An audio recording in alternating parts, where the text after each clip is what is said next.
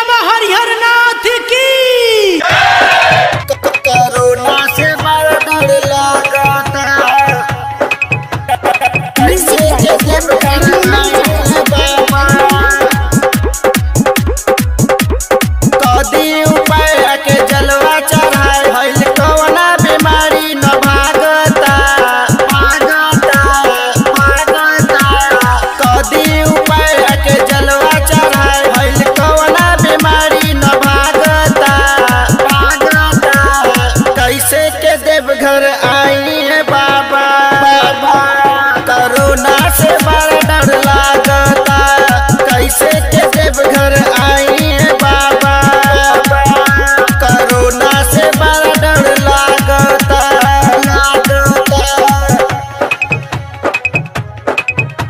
corona से बड़ा डर लगता कैसे के देवघर आई है बाबा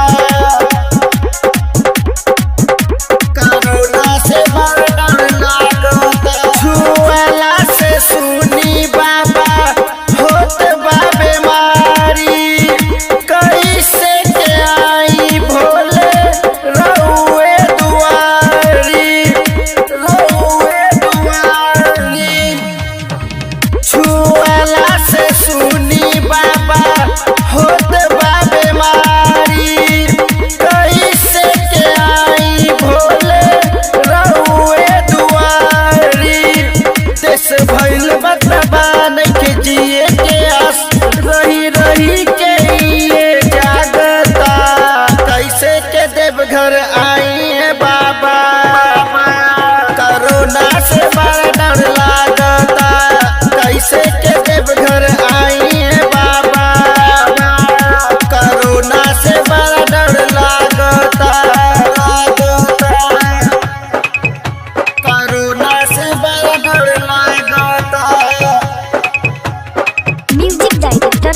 कैसे के देवघर आई है बाबा